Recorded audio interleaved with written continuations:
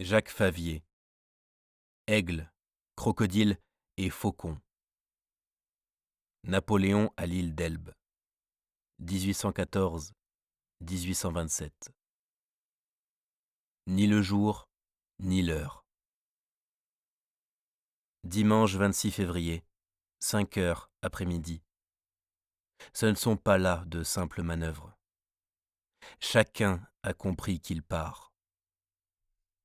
Depuis hier, serait-elle celle d'un pêcheur? Plus aucune embarcation n'a pu sortir en mer. Cela fait bouillonner celui que les autres espions eux-mêmes n'appellent jamais que le marchand d'huile, parce que tous ignorent son identité.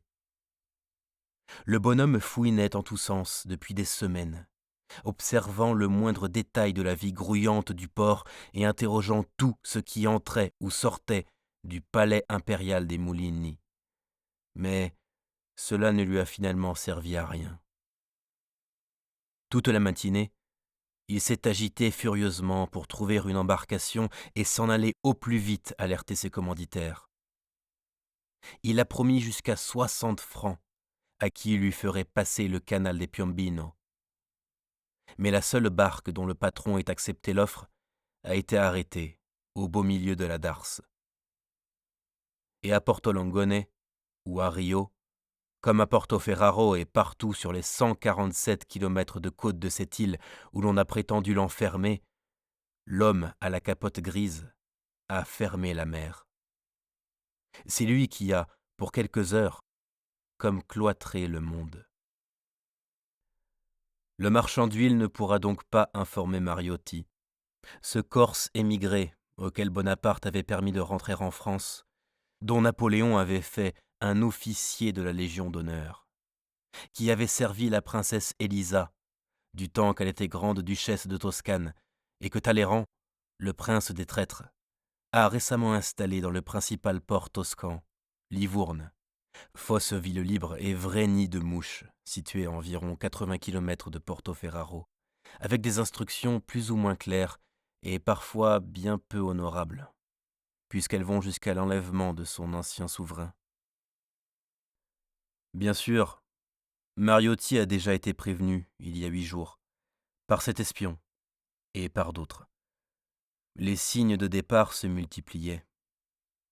Même si la récente tentative d'assassinat fomentée par un certain Ubaldi avait pu effrayer le souverain de l'île d'Elbe, ou bien lui fournir le prétexte à s'isoler et se dissimuler davantage encore. Mais à Paris, c'est Jaucourt, un autre émigré, ancien familier du roi Joseph, comte d'Empire en 1808, et membre inattendu du gouvernement provisoire en avril dernier, qui occupe par intérim le ministère des Affaires étrangères. Or, Jaucourt méprise franchement Mariotti, qui, c'est vrai, n'est pas toujours très fin, exagère certaines nouvelles et toujours dans le sens des arguments nécessaires à son vrai maître, Talleyrand, qui manœuvre à Vienne.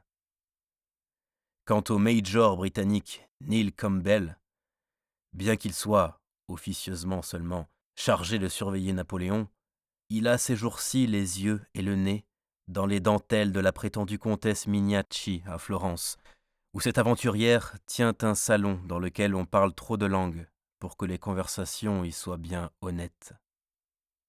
Le marchand d'huile enrage donc, et risque bientôt de ne pas être le seul.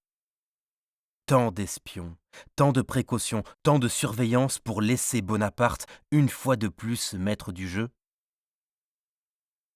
Pendant la nuit, les 7 voiles qui doivent former la flottille de l'expédition ont été regroupées.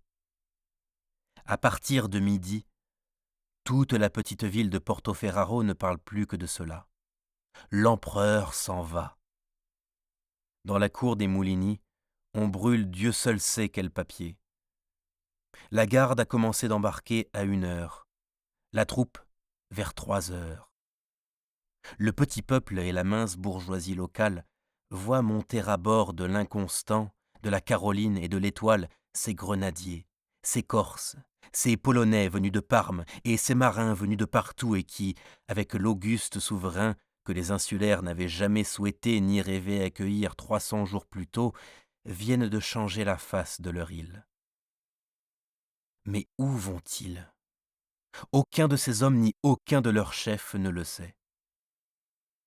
Napoléon continue d'appliquer le conseil donné jadis à son frère Joseph, de ne point tenir de conseil de guerre, mais de prendre l'avis de chacun en particulier.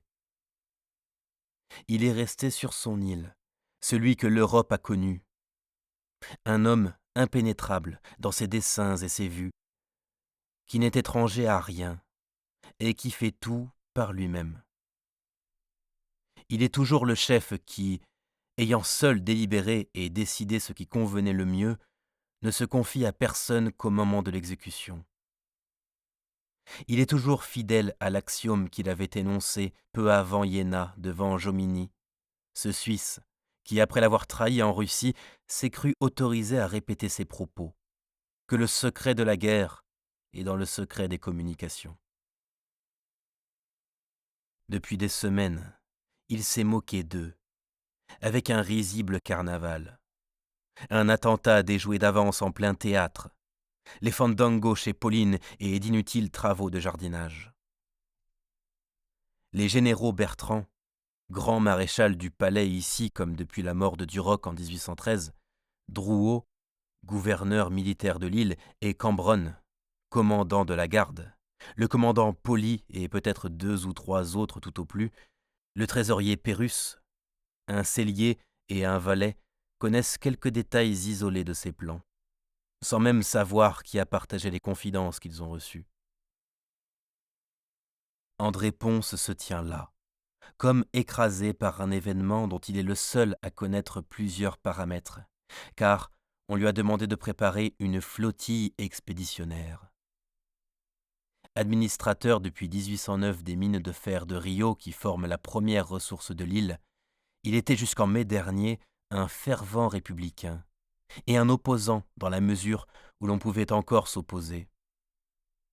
Jeune, il avait été quelque peu robespierriste. Et au siège de Toulon, il avait pendant quelques heures fréquenté un autre robespierriste, le capitaine Bonaparte, qu'il avait initié à la bouillabaisse. Il roule tout cela en tête et surtout comment sa seconde et inimaginable rencontre avec Napoléon a changé sa vie autant que son île.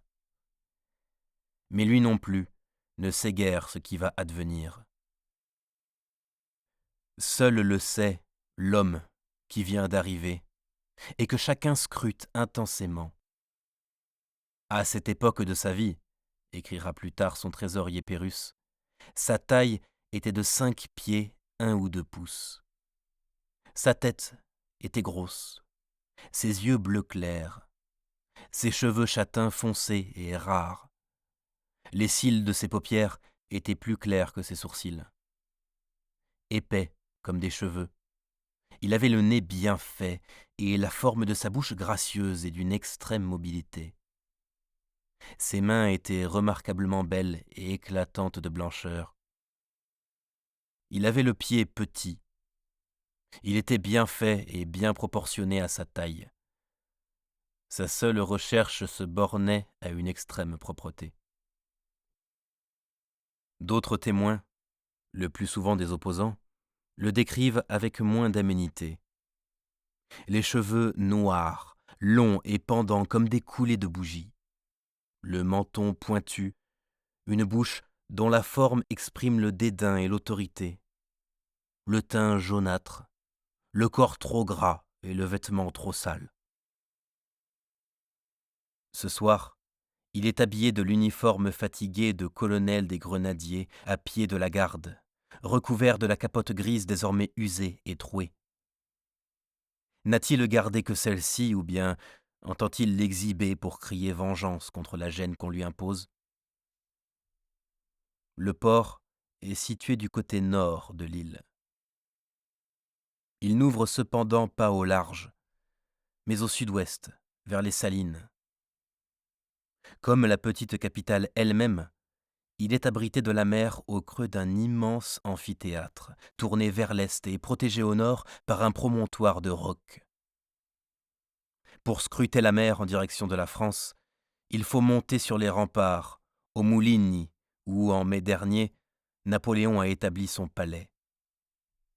C'est de là qu'il a médité sur le paysage, compté les marées, les jours, les nuits et les phases de la lune, qu'il a apprécié les distances. Qu'en bon soldat d'Ancien Régime, il exprime toujours en lieux. Sur terre comme sur mer, et implicitement en lieu de Paris, dites aussi des ponts et chaussées, soit un peu moins de 4 kilomètres.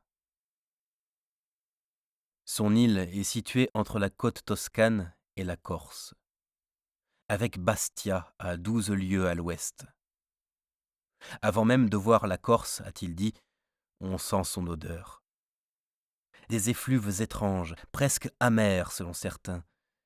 Quelque chose qui tient, dit-on, des arômes de la lavande, du thym et des térébinthes. Sa petite île ne sent pas aussi fort la liberté que ne le fait l'énorme montagne assaillie de vagues à l'horizon. La Toscane est plus proche encore, puisque 2 lieues et demie séparent les points les plus septentrionaux de son île, le Capo Vita et la plage de Cavo, au petit port de Piombino.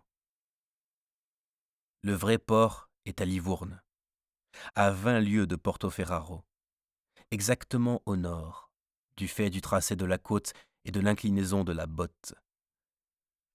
Pour Gênes, le premier des ports de cette mer, il faut compter plus de 50 lieues. Direction nord-nord-ouest, ce qui fait passer à moins de 6 lieues de l'îlot de Capraja, désormais sarde, et que domine le fort San Giorgio. Pour Fréjus, sur la côte française, il faut compter au moins 80 lieues. En rusant autour de Capraja et en contournant le cap Corse le plus au nord possible. La côte sud de son île n'offre pas de vrai port. Elle ouvre sur la mer Tyrrhénienne, avec Monte Cristo comme dernière étape si l'on veut éviter les côtes corses et sardes à l'ouest, pontificales et napolitaines à l'est. Il faut compter 35 lieues pour le port romain de Civitavecchia. Mais à vol d'oiseau vers le sud-est, c'est-à-dire en passant entre Porto Ercole et les îles de l'archipel toscan, Giglio et Gianutri. Pour Naples, peut-être 110, en évitant de suivre de trop près les côtes. Plus de 150 pour Tunis, le point le plus proche sur les rives des Barbaresques. Plus de 500 pour gagner l'Atlantique aux colonnes d'Hercule. Napoléon sait bien convertir toutes ces distances en milles marins de 1852 mètres, pour comprendre les explications d'Eddy Marin quand il s'exprime en nœuds au sujet de la vitesse. Mais de toute façon, cela ne dépend que du vent. Non sapete né giorno né l'ora, a dit au prône quelques semaines plus tôt ce coquin d'Arrighi que les officiers venus de France décrivent plaisamment comme une espèce d'évêque. Il n'est que vicaire général sous l'autorité de l'évêque d'Ajaccio. Mais il s'imagine archevêque depuis que Portoferraro est devenu capitale. Pire encore, il clame qu'il est le cousin de la famille impériale. Napoléon, qui a fait baron 2 de ses frères aînés, l'un préfet du Liamone et l'autre évêque d'Acqui dans le Piémont, sait parfaitement qu'ils sont les fils de Jean-Thomas Arrighi, dit de Casanova, pour se distinguer d'homonyme, dans la maison duquel est né son frère Joseph, à Corte. Ce sont des cousins à la mode corse. La femme de Jean-Thomas était une cousine par alliance de Laetitia. Ils sont du clan. Mais celui-ci flagorne tellement lourdement que l'on peut craindre qu'il n'en vienne à de vrais blasphèmes. Il y a quelques mois à peine, un pareil importun aurait été envoyé dans une cure de montagne sur un claquement de doigts du maître de l'Empire. Napoléon ne dit donc mot du cousinage, ni oui ni non, et bien des gens ont des doutes. Tant et si bien que, 2 siècles plus tard, la plupart des historiens parlent encore de soi-disant cousins. Il lui fait cependant porter tous les mois 150 francs, par le seul être charitable de son entourage, son valet marchand, qui laisse le vieux prélat narrer la jeunesse du petit prodige d'Ajaccio avec de nouvelles merveilles à chaque visite. Cependant, il faut bien admettre qu'à défaut d'esprit, celui que le bon Pont se répute vaguement ivrogne et désigne sans trop se cacher comme un avorton apostolique, a eu comme de la chance en ouvrant son bréviaire juste sur ce non sapete. À Paris, Vienne ou Londres, bien des gens pensent qu'il va revenir. Mais, comme le dit l'Évangile, ils ne savent ni le jour ni l'heure. Ils ne sont pas prophètes, mais sycophantes, fonctionnaires ou ministres. Seul Chateaubriand a reçu de la nature le feu sacré, ses ouvrages l'attestent. Son style n'est pas celui de Racine, c'est celui des prophètes. Même si peut-être il ne croit pas si fort que ça en Dieu, lui non plus. Certes, son libelle du printemps dernier, de Buonaparte et des Bourbons, ne contribuera pas à sa gloire. Il y a gagné le sobriquet de Marat des salons, et regrettera vite ce petit ouvrage, si effrontement calomnieux qu'il en inspire le dégoût. A-t-on l'idée de reprocher des origines corses à quiconque lorsque l'on est soi-même breton, français pour ainsi dire par droit de jambage? Une famille demi-africaine? Cet homme-là aurait fait grief à Jésus d'être juif. Il n'empêche, le vicomte à figure de conspirateur a prévenu avant même que l'Undaunted n'ait abordé l'île d'Elbe en mai dernier que lui, Napoléon, le trahi de Mars, méditerait en silence sa vengeance, et que, tout à coup, après 1 ou 2 ans de repos, lorsque la coalition serait dissoute, que chaque puissance serait rentrée dans ses états, il reprendrait le combat. Qui sait? Depuis des semaines, quand il est seul le soir, sortant quelquefois en robe de chambre dans le jardin des Moulini pour contempler le port noyé dans la nuit, Napoléon se dit qu'il n'y a jamais de nécessité de dire ce que l'on a l'intention de faire dans le moment même où on le fait. Quand il interrompt sa rêverie, il chantonne à voix basse « Ne sait quand reviendra ». Et puis, toujours en chantant faux, il reprend en bissant « Ne sait s'il reviendra ».